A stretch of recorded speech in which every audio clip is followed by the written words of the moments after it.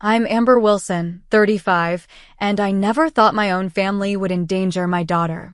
When I found Haley, 16, abandoned at our resort in a country with do not travel warnings without her passport, I felt my world collapse. That was hilarious. My nephew Kyle laughed during our call. You should have seen her face, his sister Jenna added, giggling. My parents and brother stood by silently complicit. I didn't scream or yell. Instead, I got calculating. The next morning, they had no idea what was coming. Before I dive into this nightmare, drop a comment letting me know where you're watching from, and don't forget to hit that like and subscribe button if you've ever had to stand up against family who crossed the line. Trust me, you'll want to see how this ends. Growing up, I always believed family meant protection and support.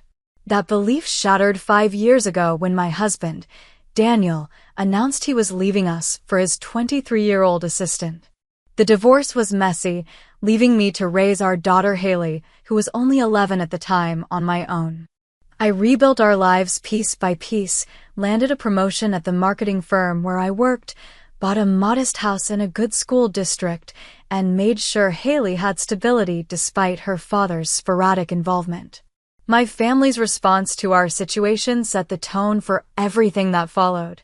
My brother Thomas immediately took Daniel's side, suggesting I must have driven him away somehow. His wife Sandra spread thinly veiled gossip at family gatherings about how career women often neglect their marriages. Their kids, Kyle and Jenna, picked up on this attitude, treating Haley with a mixture of pity and condescension that grew more pronounced as the years passed. My parents, Harold and Patricia, never directly criticized me, but their actions spoke volumes. They showered Thomas's family with attention and gifts while offering me helpful advice about how to win back a man. When I decided to sell my wedding ring to help pay for Haley's braces, my mother called it burning bridges. When Thomas received a minor promotion, they threw him a party. When I was made department head, they sent a text message. Despite this dynamic, I maintained contact for Haley's sake.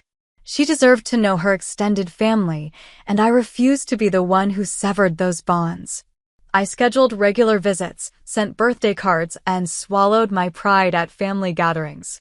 Haley, sweet and eager to please, tried desperately to win her grandparents' approval and forge connections with her cousins, who were close to her age, Kyle 18 and Jenna 17. The trip that would change everything began with a group text from my mother. Your father and I are celebrating our 40th anniversary this summer. We've decided to take the whole family on a 2-week vacation to celebrate. No excuses, we want everyone there. The destination made my stomach drop, a coastal resort in a country known for its beautiful beaches, but also for its dangerous regions with explicit, do not travel warnings from the State Department. I called my mother immediately.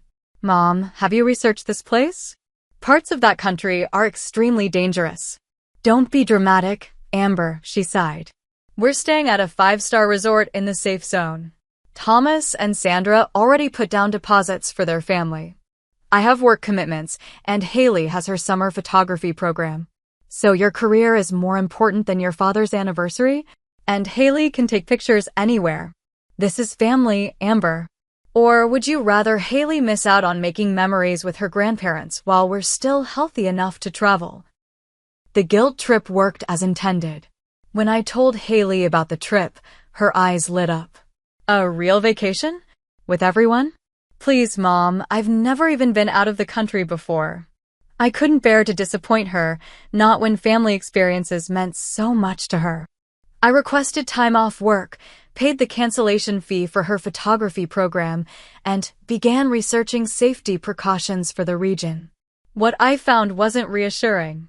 While the resort area was considered relatively safe, travel advisories warned about kidnappings, armed robberies, and cartel activity in surrounding areas.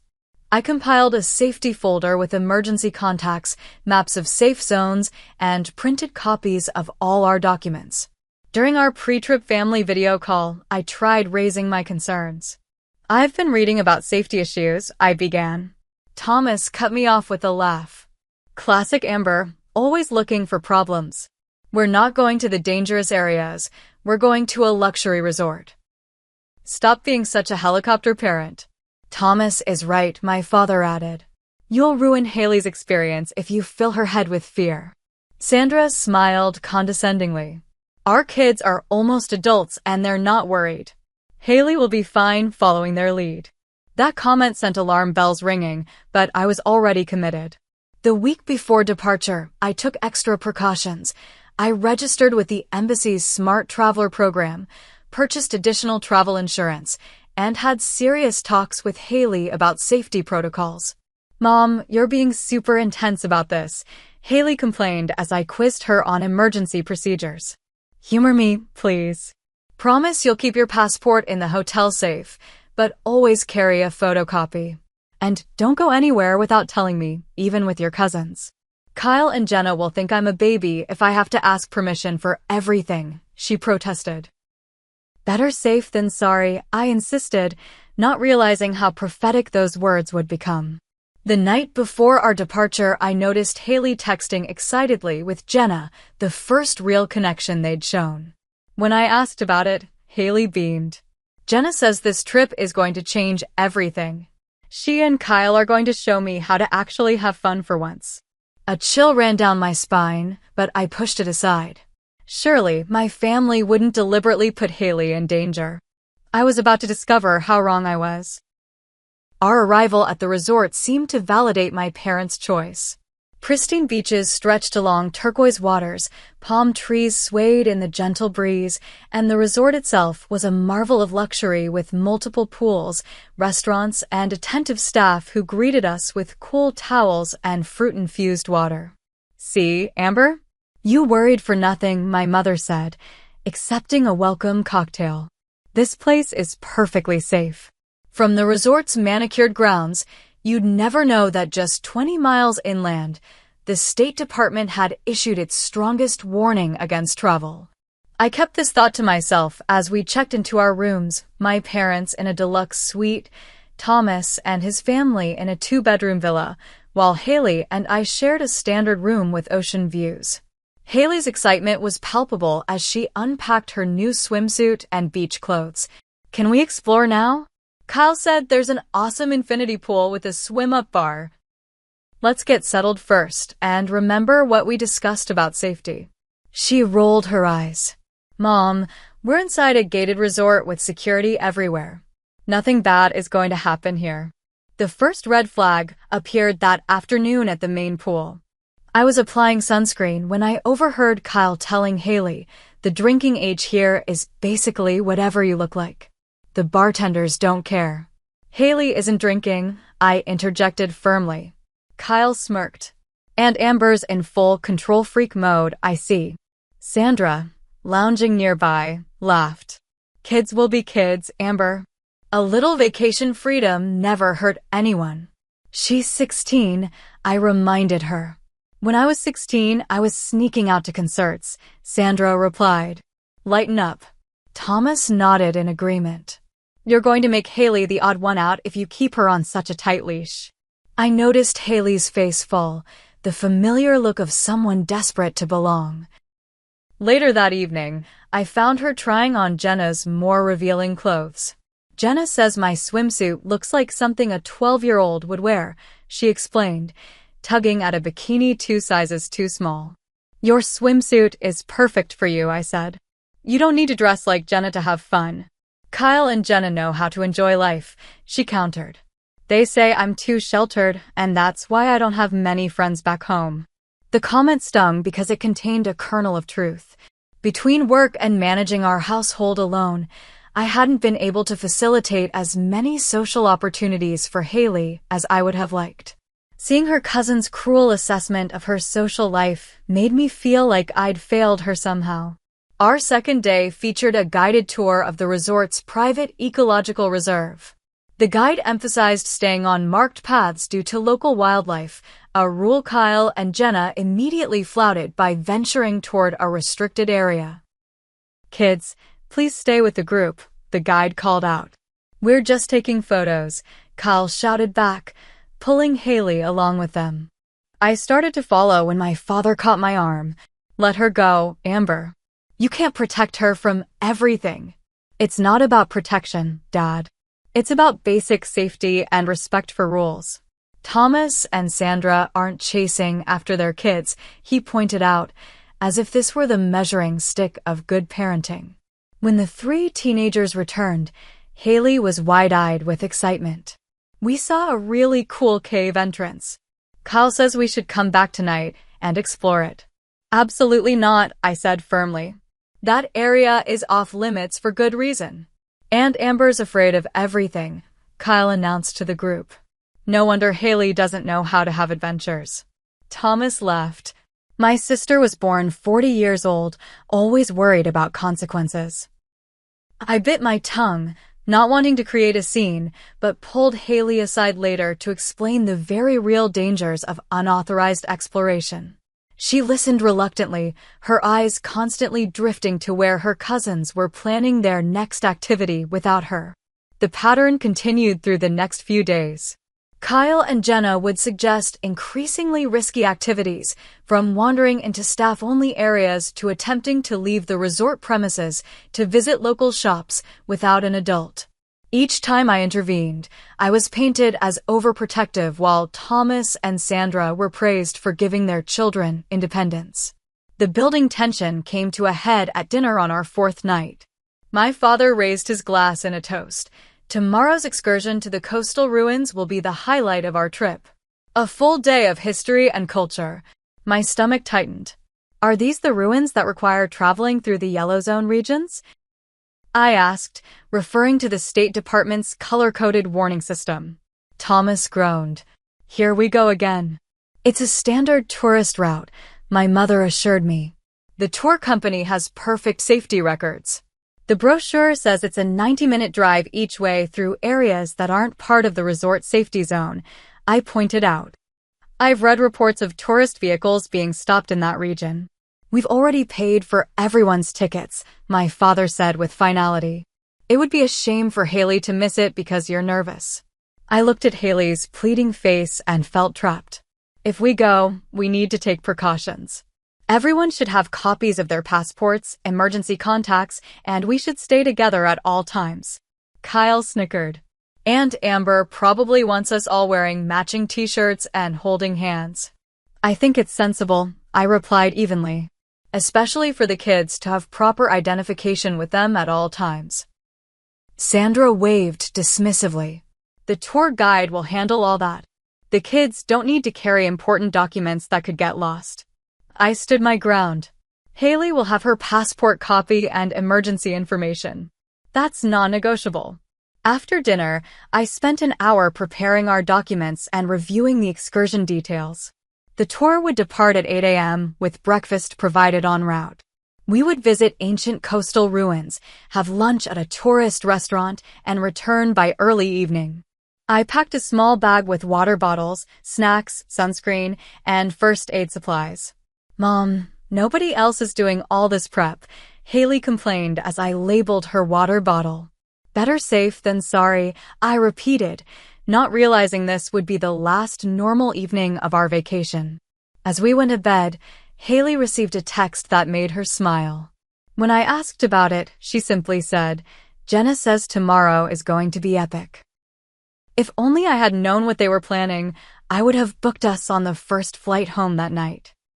The morning of the excursion arrived with perfect weather, clear skies, a gentle breeze, and temperatures in the mid-80s.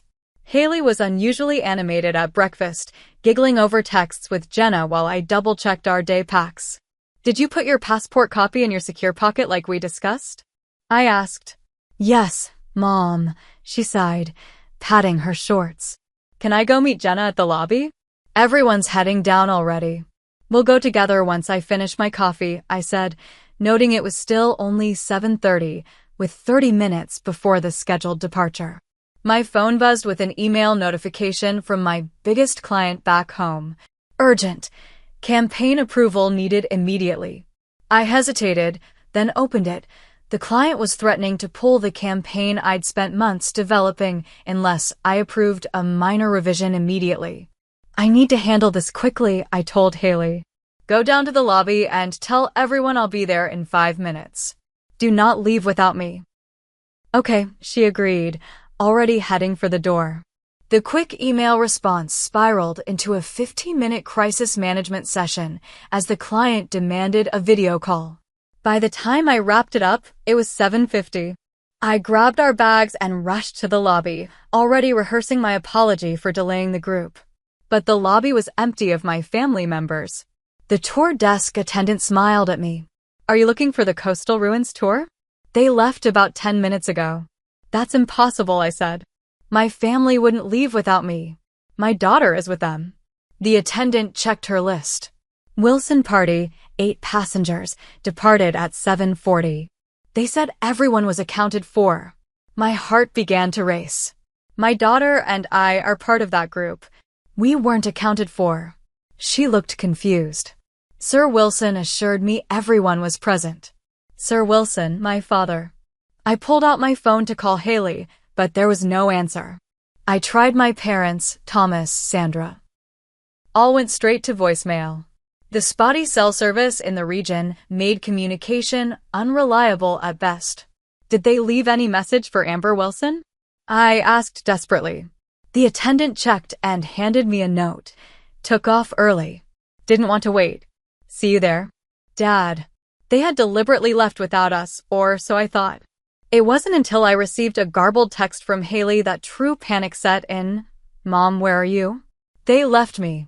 The 3 words hit me like physical blows. They left me. I called her immediately, but the call failed to connect. I sent a text. Where are you? Stay put. Her response came through in fragments. Hotel, wouldn't let me, no passport. Kyle took. Ice filled my veins as I pieced together what must have happened. I began searching the hotel frantically, showing Haley's photo to staff members. A security guard finally recognized her, the young lady who tried to join the tour without documentation. I believe she went back toward the guest rooms. I found her sitting on the floor in a service corridor near the rear hotel entrance, knees pulled to her chest, face streaked with tears. When she saw me, she broke down completely. They left me, Mom, she sobbed as I held her. They really left me. Once I got her calmed enough to speak, the full story emerged, each detail more horrifying than the last. After leaving our room, Haley had met her cousins in the lobby. Kyle had immediately suggested they go wait by the tour bus instead. Kyle said we should put our passports in the room safe because the tour guide handles all the documentation, Haley explained, wiping her eyes. Jenna had already put hers away, so I did too. They made it seem like carrying it was weird and that you were being paranoid. The 3 teenagers had gone to the tour bus loading area, where Kyle suddenly claimed he'd forgotten something. He and Jenna ran back toward the hotel, telling Haley to tell the adults they'd be right back. Moments later, Haley saw the entire family approaching, my parents, Thomas, Sandra, Kyle, and Jenna, all boarding the bus. I tried to get on, but the tour guide stopped me, asking for ID or my tour confirmation. When I said my mom had it, he wouldn't let me board without proof I was part of the group. Haley had called out to her grandparents, who were already seated. Grandma looked at me through the window but turned away when I waved. Uncle Thomas said something to the driver and they just left. She tried running after the bus, calling out, only to be stopped by security. When she'd managed to call Kyle's phone, he had answered laughing. Kyle said it was a lesson in independence. That maybe now I wouldn't be such a baby about everything. I could hear Jenna laughing in the background, telling him to put it on speaker so she could talk to me too. What did she say? I asked, struggling to keep my voice steady. She said, "How does it feel to be on your own for once, princess? Maybe now you'll learn the world doesn't revolve around you and Aunt Amber." Haley's voice broke. Then Uncle Thomas took the phone and said they'd see me when they got back, that I'd be perfectly fine at the resort, and this would be good for me. Did Grandma or Grandpa say anything? I asked, already knowing the answer. Grandpa said this would build character, and that you and I both needed to toughen up. I held my daughter while she cried, my mind racing through scenarios. We were in a foreign country with dangerous regions. My 16-year-old daughter had been deliberately abandoned without identification as some sort of twisted lesson. And my entire family was complicit. I helped Haley back to our room, got her cleaned up, and tried calling the family again. This time, Thomas answered. Finally decided to join us, he asked casually. You left my 16-year-old daughter alone without identification in a foreign country, I said, my voice deadly calm. Don't be so dramatic. She's at a luxury resort, not on the street. She needs to learn some independence. I heard Kyle's voice in the background, laughing. That was hilarious. She kept running after the bus. Jenna chimed in, you should have seen her face when they wouldn't let her on. Put Mom and Dad on the phone, I demanded. My father's voice came on the line. Amber, don't overreact. The girl is perfectly safe at the resort. Consider it a life lesson. A life lesson? I repeated incredulously. She's a minor in a country with travel warnings, deliberately left without identification. Do you have any idea how dangerous that is? You filled her head with unnecessary fears, my mother chimed in. This will help her see the world isn't as scary as you make it out to be. I took a deep breath. Screaming wouldn't help Haley now. We'll discuss this when you return, I said flatly and ended the call. Turning to Haley, who had been listening to the conversation, I said, I'm so sorry they did this to you. This was not your fault, and it was not okay. What are we going to do? She asked in a small voice. First, we're going to make sure we're safe, I told her, already forming a plan. And then, we're going to make sure this never happens again. Little did my family know, they had just made the biggest mistake of their lives. While Haley showered, trying to wash away the morning's trauma, I sat on the edge of the bed making lists. One part of me wanted to book immediate flights home, to put as much distance between us and my family as possible. Another part, the strategist who'd climbed the corporate ladder despite countless obstacles, knew that hasty reactions rarely yield optimal results. I called the front desk and spoke with the hotel manager, explaining the situation in precise, factual terms. His reaction told me everything I needed to know about how serious the abandonment was. This is completely unacceptable, Ms. Wilson, he said, clearly alarmed. Leaving a minor without documentation is not only against our policies, but potentially illegal. I'll arrange for additional security personnel to be aware of your situation and have someone escort you if you need to move around the resort. Next, I contacted the U.S. Embassy, where an official documented the incident and offered to send a consular officer to the resort if necessary. What your family did could be considered child endangerment, the official informed me. I strongly recommend filing a formal report, which would be forwarded to authorities both here and in the United States. I'd like to do that, I confirmed, my resolve hardening. When Haley emerged from the bathroom, looking younger and more vulnerable than I'd seen her in years, we sat together on the balcony overlooking the ocean. Are we going home? She asked quietly. Not yet, I replied. We're going to stay right here where it's safe. I'm not risking traveling through dangerous regions without the protection of a tour group. They'll be back tonight, and we'll deal with this then. She nodded, then asked the question that broke my heart. Why would they do this, Mom? What did I do wrong? I took her hands in mine. You did absolutely nothing wrong. This isn't about you. It's about them and their twisted idea of what's acceptable. What they did was cruel, dangerous, and potentially illegal. Illegal. Her eyes widened. Yes, abandoning a minor without identification in a foreign country with travel warnings could be considered child endangerment. I've already reported it to the embassy. She fell silent, processing this information. They're going to be so mad. Let them be, I said firmly. Their feelings are not our priority right now. Your safety and well-being are all that matter to me. We spent the afternoon in our room, ordering room service and watching movies, creating a bubble of safety. I used the time to make calls and send emails, putting plans in motion that my family wouldn't see coming. Around 6 p.m., my phone rang. Thomas again. "We're heading back to the resort," he announced, as if nothing unusual had happened. "Dad wants to know if you're joining us for dinner or if you're still sulking." "We'll meet you in the lobby at 8, I replied evenly. "We have some things to discuss." "Oh, come on, Amber. It was just a joke that got a little out of hand. Kyle and Jenna feel bad about it." 8 o'clock. "Lobby," I repeated and hung up. When I turned to Haley, she looked anxious. "What's going to happen?" "We're going to have a family meeting," I told her. "But first, I want you to know that whatever happens, whatever they say, I have your back. Always. And you have choices here. You don't have to forgive them just because they're family." She considered this, then asked, "What would you do?" "I'm not going to tell you what to feel," I said carefully. "But I will tell you what I'm doing. I'm setting boundaries, clear, firm boundaries with consequences. People who would put you in danger don't get unlimited access to your life, family or not." At 7:55, we took the elevator down to the lobby. I'd suggested Haley dress comfortably but well. A subtle reminder that we weren't the ones who should feel ashamed. I wore my favorite business dress, the one I saved for crucial client presentations. Armor of a sort. They arrived as a group, my parents leading, Thomas and Sandra following, Kyle and Jenna trailing behind with uncharacteristically subdued expressions. The moment they spotted us, a range of emotions crossed their faces.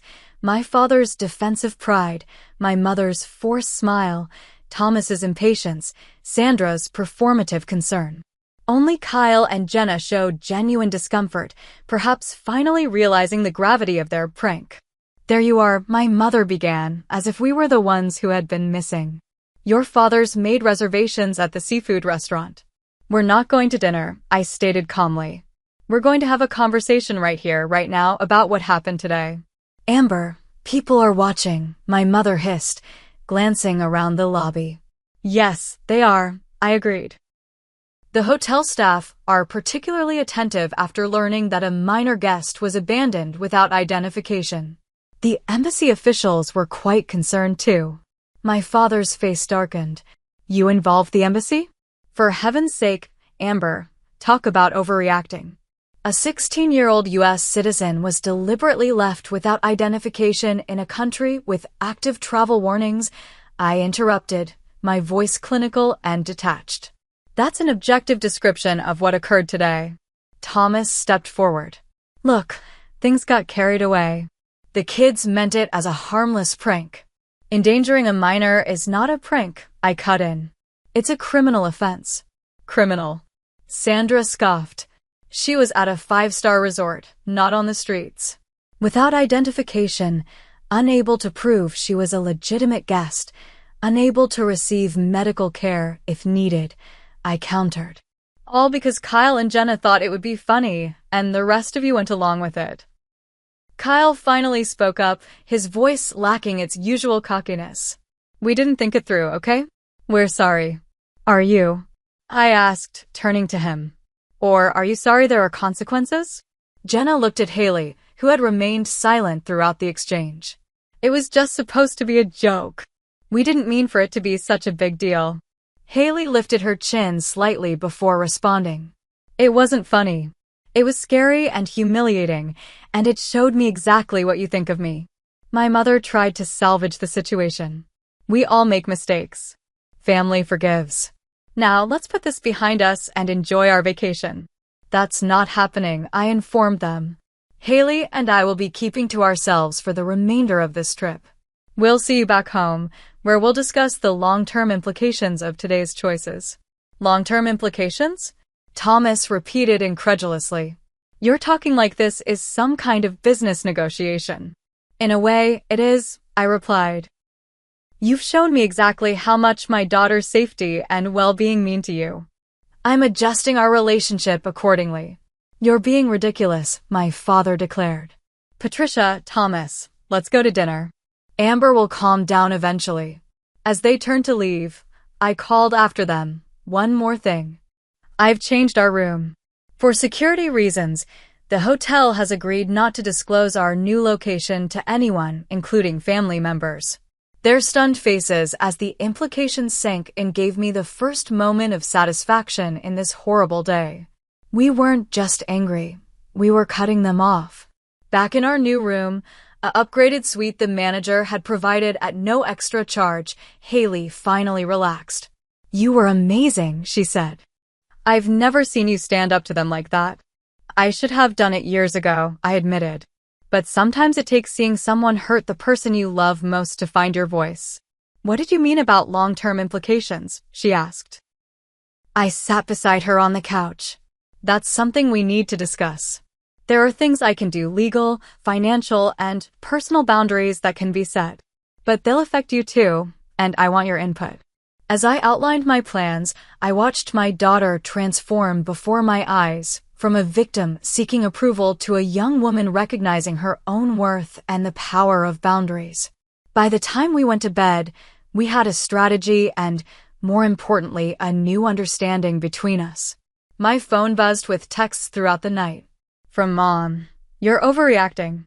"Your father is very upset." From Thomas, "Way to ruin the family vacation." Real mature. From Sandra, "The kids are devastated you're being so harsh." I didn't respond to any of them.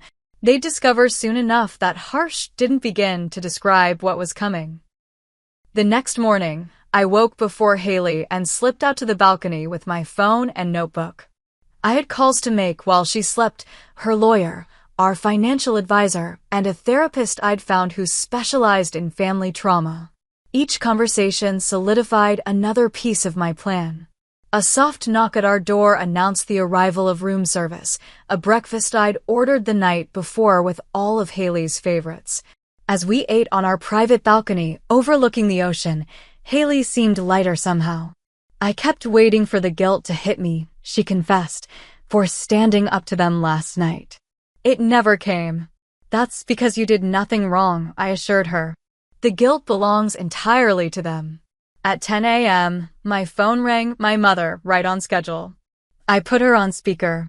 "Amber, this has gone far enough," she began without preamble. "Your father and I expect to see you and Haley at the pool in 30 minutes. We need to move past this unpleasantness." "We have other plans today," I replied calmly. "What plans could possibly be more important than family time?" she demanded. "We paid for this entire vacation, including your portion. Need I remind you?" "I'm aware of the financial arrangements, Mom. I've already transferred the full cost of our share to your account this morning. Check your email for confirmation." There was a startled silence before she responded. That's not necessary. Your father and I wanted to treat everyone. I prefer to pay our own way. It eliminates any obligation." "Obligation? We're family, not business associates." "Family doesn't abandon a 16-year-old without identification in a foreign country," I reminded her. "Since you seem confused about what family means, I'm clarifying the boundaries." After she hung up, Haley looked at me with newfound respect. "You paid them back for the whole trip?" "Every penny," I confirmed. "Financial independence means they can't use money as leverage." We spent the morning at the resort spa, a luxury I'd normally consider too extravagant, but today it served both as self-care and strategy. I knew my family would be watching for us in the common areas. Our absence would unsettle them, shift the power dynamic. When we finally emerged for lunch at the beachside cafe, we spotted them immediately at a large table near the water. Kyle noticed us first, nudging Jenna, who whispered to her parents. Soon all 6 of them were watching as we selected a table on the opposite side of the restaurant. It took less than 5 minutes for Thomas to approach us. "This is childish, Amber," he said, looming over our table. "Mom and Dad got us a family table." "We're comfortable here, thanks," I replied without looking up from my menu. "Haley," he tried, switching tactics, "your grandparents really want to spend time with you. Don't let your mother's overreaction come between you and your family." Haley surprised us both by responding directly. "I was abandoned without ID in a foreign country. That's not an overreaction, that's a fact. I'll decide when and if I'm ready to spend time with people who thought that was acceptable. Thomas's face flushed. Kyle and Jenna feel terrible. They're just kids who made a mistake. They're older than me, Haley pointed out. And they knew exactly what they were doing. As if summoned by their names, Kyle and Jenna approached, wearing matching expressions of performative remorse. We really are sorry, Haley, Kyle began, sounding rehearsed. We didn't think it through. It was supposed to be funny, not scary, Jenna added. We wouldn't have let anything bad happen to you. But something bad did happen, Haley replied quietly. You humiliated me, left me without identification in a foreign country, and laughed about it. That's not what family does. We said we're sorry. Kyle's contrition was already giving way to indignation. What else do you want? Space, I interjected. We want space for the remainder of this trip. We'll address everything else when we're back home. The tension was interrupted by the arrival of my parents, my father's face stormy with displeasure. Enough of this nonsense, he declared. Amber, you've made your point. Now it's time to act like adults and move forward. I agree completely, I said, surprising him. Acting like adults means acknowledging that actions have consequences. Your actions yesterday endangered my daughter. The consequence is that we'll be keeping our distance for now. We did not endanger anyone, my mother insisted. Stop being so melodramatic. The hotel security, resort management, and U.S. Embassy officials all disagree with your assessment, I informed her. Would you like to speak with them? They've been very supportive. My father's expression changed slightly, the first hint of doubt creeping in. You've really involved officials in a family matter? Child endangerment isn't just a family matter, Dad. It's a legal issue. Legal? Sandra interjected. You're threatening legal action against your own family? Over a prank. I'm not threatening anything, I clarified. I'm informing you of steps already taken. The incident has been formally documented. What happens next depends largely on your actions going forward. This landed exactly as intended. I could almost see the mental calculations happening behind their eyes. My father, always concerned with appearances and reputation, was the first to shift strategies. Perhaps we all need time to cool down, he conceded. We'll respect your wish for space today. As they retreated, Haley exhaled shakily. That was intense. It was, I agreed. You handled it beautifully. What did you mean about what happens next depending on their actions? I smiled slightly. That's negotiation 101. Always leave room for the other party to make the right choice, even when you've already decided on your course of action. Throughout the day, we continued our strategic visibility, appearing in common areas just long enough to be seen before moving elsewhere, never giving my family the opportunity to corner us for prolonged conversations. Each brief encounter reinforced our new boundaries. That evening, as we dressed for dinner, Haley asked a question that caught me off guard. Are we ever going to forgive them? I paused, considering carefully. Forgiveness is personal, Haley. It doesn't mean forgetting or allowing the same harmful patterns to continue. For me, I might eventually forgive them, but our relationship will never be the same, and that's not a bad thing. What about you? What are you thinking? She twisted her hair thoughtfully. I think I need them to really understand what they did wrong first. Not just say sorry because they're supposed to. That's very wise, I told her. Real apologies come with changed behavior, not just words. As we headed to the restaurant, we passed Thomas and Sandra in the lobby. Sandra stepped forward hesitantly. We've been talking, she said, glancing at Thomas. The kids want to apologize properly. Maybe tomorrow, if you're willing. We'll think about it, I replied, neither accepting nor rejecting the olive branch. In our room that night, I received an email from my lawyer confirming everything was in place for our return. One by one, the pieces of my response were falling into order. My phone buzzed with a text from my father. Whatever point you're making, it's gone far enough. Your mother is upset. Time to act like family again. I showed it to Haley. Notice how there's no acknowledgement of wrongdoing, Just pressure to sweep it under the rug. She nodded. That's how it always works with them, isn't it? We're supposed to pretend everything's fine. Not anymore, I promised her. That pattern stops now. I sent a single reply to my father. Family doesn't endanger family. We'll talk when we get home. Then I turned off my phone for the night, another small act of independence that felt surprisingly powerful. 3 days later, our vacation was mercifully approaching its end. Haley and I had maintained our strategic distance, accepting only one brief, supervised apology session with Kyle and Jenna, which had gone about as well as expected, rehearsed words with little understanding of the seriousness of their actions.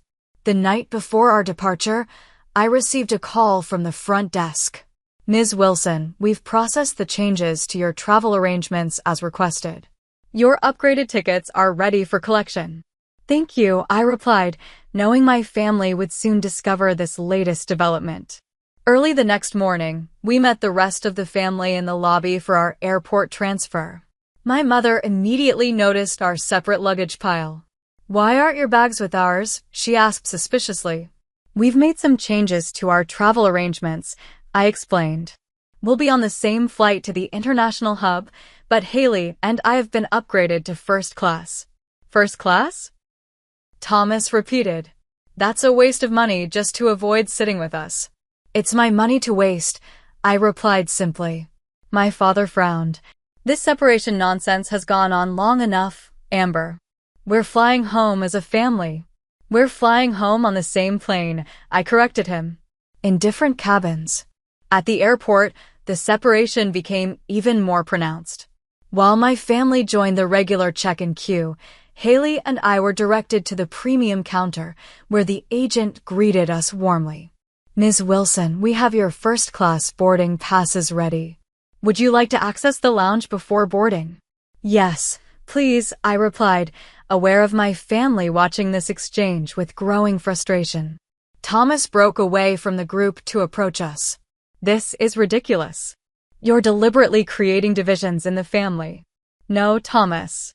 The division was created when you participated in abandoning my daughter. I'm simply responding to it. It was a momentary lapse in judgment. He insisted. How long are you going to punish everyone for one mistake? This isn't punishment, I clarified. It's protection. And as for how long, that depends on what happens when we get home. What's that supposed to mean? He demanded. I looked him directly in the eyes. It means I've spent the past week making arrangements that will surprise you. Before he could respond, our premium boarding was announced. As we walked toward the gate, I could feel 6 pairs of eyes boring into my back. The luxury of first class was a welcome respite after the tension of the past week. Once we were settled in our spacious seats, Haley finally relaxed enough to ask about my cryptic comment to Thomas. What kind of arrangements have you made? Several kinds, I explained. Legal ones, for starters. I've filed formal reports about the abandonment incident with both U.S. and foreign authorities. Her eyes widened. Are they going to be arrested or something? No, nothing that dramatic. But there's an official record now which matters for what comes next. Which is financial arrangements, I continued. You know the college funds I've been managing for Kyle and Jenna? Haley nodded. Years ago, when both families were still close, I had used my finance background to set up and manage education funds for all 3 children, growing them through careful investments. I've restructured them, I explained. The money is still there for their education, but I'm no longer in control of it. An independent trustee will manage the funds with strict disbursement conditions. They're going to be furious, Haley predicted. Probably, I agreed. But it's actually in the kids' best interest. This way, the money can only be used for education, not whatever impulse purchase Thomas and Sandra might approve. What else? She asked, sensing there was more. I've withdrawn my portion of the investment in the family vacation home, I told her. My name is being removed from the property entirely. This was perhaps the most significant move. Years ago, the whole family had pooled resources to purchase a lakeside cabin. I had contributed nearly a third of the cost, despite using it less frequently than the others. That's a lot of money, Haley observed. It is, I confirmed. Money that will now go toward our future instead, including your college fund. The first-class meal service interrupted our conversation, but as the flight progressed, I shared more details of my comprehensive response plan. By the time we approached the international hub for our connection, Haley had a complete understanding of the new boundaries being established. Do you think they'll ever understand why you're doing all this? She asked. Some of them might, eventually, I answered honestly. But understanding isn't required for boundaries to work. They just need to be respected. As we disembarked, we found my family waiting at the gate, clearly having rushed from their own arrival to intercept us. We need to talk before the next flight, my father announced. I agree, I said, surprising him. Let's find somewhere private. In a quiet corner of the airport lounge, access courtesy of our first-class tickets, I faced my family and decided it was time for complete transparency. I've made some decisions you need to be aware of. I began without preamble. First, I've filed official reports about Haley's abandonment with the relevant authorities. You did what? My father exploded. That's outrageous. Second, I continued calmly, I've restructured Kyle and Jenna's education funds. The money is still available for legitimate educational expenses, but it will be managed by an independent trustee, not me. Thomas's face flushed with anger. You have no right to make unilateral decisions about my children's money. Actually, I do. The accounts were established with me as the trustee, with full discretionary power. I've simply transferred that power to a neutral third party for everyone's protection. Protection from what? Sandra demanded. From poor decisions, I replied evenly. Like the decision to abandon a minor without identification in a foreign country. My mother, who had remained uncharacteristically quiet, finally spoke. Amber, whatever point you're trying to make. This isn't about making a point, I interrupted. It's about establishing consequences and boundaries. Which brings me to the third change. I've withdrawn my investment in the lake house and removed my name from the property. This announcement landed like a bombshell.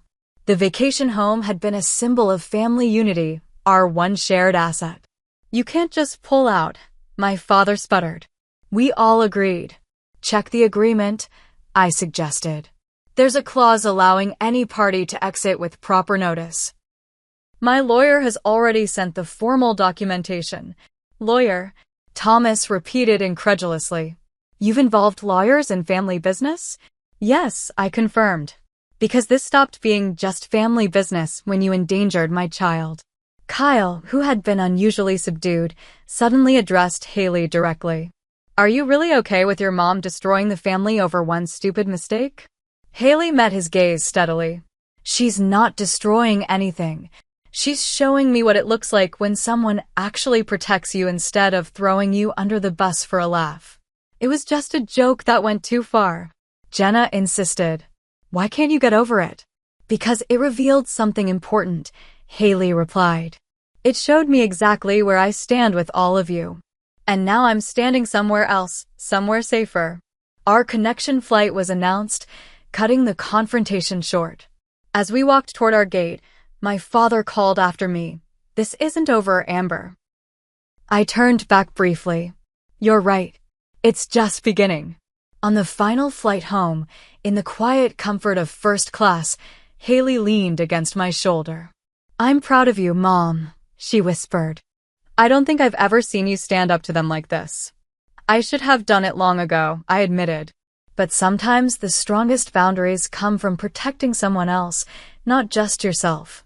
When we landed, we were surprised to find my friend Jessica waiting for us at the terminal, exactly as I'd arranged during our hotel stay. Your chariot awaits, she announced, taking one of our bags. Thomas and Sandra, emerging from the jetway behind us, looked confused. Aren't you riding with us? Sandra asked. Dad reserved a van for everyone.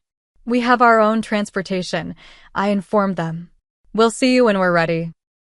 As we walked away with Jessica, I could feel the weight of their stares, but for the first time in my adult life, I felt completely unburdened by their expectations or disapproval. Their power over me, over us, was broken. In Jessica's car, Haley finally relaxed completely. "What happens now?" she asked. Now, I told her, we go home, recover from the trip, and prepare for the family meeting I've scheduled for next weekend. "They'll come?" she asked doubtfully. "Oh, they'll come," I assured her. "They'll come because they're still convinced they can talk us back into the old dynamic. They don't realize yet that we've permanently changed the rules of engagement." Jessica glanced at me in the rearview mirror. "Sounds like I missed one hell of a vacation story." "You have no idea," I replied, squeezing Haley's hand. "But the ending is still being written." 1 week after our return, I stood in my living room, making final preparations for the family meeting. I'd arranged the furniture deliberately, separate chairs rather than cozy couches, positioned to give Haley and me psychological advantage. On the coffee table sat a folder containing documents, a visual reminder of how thoroughly I'd prepared. "Are you nervous?" Haley asked, arranging a platter of store-bought cookies, deliberately impersonal, unlike my usual homemade offerings for family gatherings. "Not nervous," I reflected. Resolved. The doorbell rang precisely at 2 o'clock. My family had always been punctual, if nothing else. I opened the door to find them clustered on my porch, my parents in front, Thomas and Sandra behind them, Kyle and Jenna trailing reluctantly at the rear. "Thank you for coming," I said formally, stepping aside to let them enter. My mother attempted to hug me, but I subtly shifted to make it a brief shoulder touch instead. "Amber, darling, this has all been so unnecessary," she murmured. "We'll get to that," I replied, directing them to the arranged seating. Once everyone was settled, an uncomfortable silence fell. My father, always impatient with emotional tension, broke it first. "All right, Amber, we're here as requested. Though I must say, all this formality seems excessive for a family discussion." "I appreciate you coming," I began, my voice calm and measured. What happened on our vacation was a turning point, not just in how Haley and I view our family relationships, but in how those relationships will function moving forward. "If this is about more apologies," Thomas started. I raised my hand, cutting him off. "This isn't about apologies. It's about consequences and boundaries." Opening the folder, I removed a printed document. This is the official report filed with the U.S. Embassy regarding the abandonment incident. It details how Haley was deliberately left without identification in a country with active travel warnings. "You're making it sound criminal," Sandra protested. "Because it potentially is," I replied evenly. "Child endangerment is a serious offense. However, I've chosen not to pursue criminal charges at this time." "How generous," Thomas muttered sarcastically. Instead, I continued, ignoring him, "I've established a series of boundaries that will govern our relationship moving forward." I handed each adult a sealed envelope. "These contain individualized documents relevant to each of you. For my parents, you'll find formal notice of my withdrawal from the lake house property, along with conditions for future contact with Haley and me." My father's face darkened as he scanned the paper. "Scheduled visits? Prior notice required? This is absurd. We're your parents." "Parents who participated in endangering my child," I reminded him. "The privilege of unfettered access to our lives has been revoked." Turning to Thomas and Sandra, I continued, "Your envelopes contain documentation of the restructured education funds for Kyle and Jenna, along with similar contact parameters." Sandra opened her envelope with trembling fingers. "You've appointed a bank as trustee? We have to submit formal requests for withdrawals." "The funds remain fully available for legitimate educational expenses," I clarified. "Just without my direct involvement, which I think we can all agree is healthier given recent events." "This is punishment, plain and simple," Thomas accused. "No," I corrected him. "Punishment would be withdrawing the money entirely, which I had every legal right to do." "This is a boundary," protecting the fund's intended purpose while removing myself from decisions that could become contentious. Kyle and Jenna exchanged worried glances, finally seeming to grasp the real-world implications of their prank. As for Kyle and Jenna, I continued, they'll find letters outlining my expectations for any future interaction with Haley. Direct apologies, real ones that demonstrate understanding of the harm caused, will be the minimum starting point. This is insane, my father declared, standing abruptly. You're acting like we're criminals who need rehabilitation, not your family. Family doesn't abandon family, Haley spoke up, her voice steady despite her obvious nervousness. What you all did showed me exactly how little you value me, or Mom. That's not true, sweetheart, my mother protested.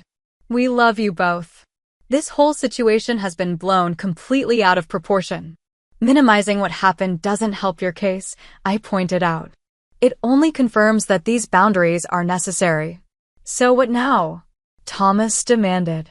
We just submit to your dictatorial terms if we want to see Haley? These aren't terms for negotiation, I clarified. They're boundaries I've established for our well-being. You can choose to respect them or not. That choice will determine the nature of our relationship moving forward. Or lack thereof, my father added bitterly. If that's your choice, I acknowledged. For the next hour, the conversation cycled through predictable stages: anger, bargaining, guilt-tripping, and finally, the first tentative signs of acceptance. Through it all, I maintained calm firmness, neither raising my voice nor backing down. It was Kyle who eventually broke the family's united front. I really am sorry, Haley, he said, looking directly at his cousin for perhaps the first time. What we did was stupid and mean. I didn't think about how scary it would be for you. Jenna, following her brother's lead, added, we thought it would just be embarrassing, not frightening. I didn't realize how dangerous it was to leave you without ID. Haley studied them both before responding. Thank you for saying that. I'm not ready to just go back to normal, but it's a start. By the time the family left 3 hours later, we had reached an uneasy truce. My boundaries remained firmly in place, but most of them had at least verbally agreed to respect them, however reluctantly. As I closed the door behind them, Haley exhaled deeply. That was intense. It was, I agreed. And it's just the beginning of a long process. Over the following months, our family dynamics underwent a slow, sometimes painful transformation. My parents initially tested the boundaries, showing up unannounced once and calling Haley directly instead of going through me as required. Each violation was met with a calm, consistent response, a 1-week extension of the waiting period before the next visit. Gradually, they began to comply, not necessarily because they agreed with the boundaries, but because they recognized I was serious about enforcing them.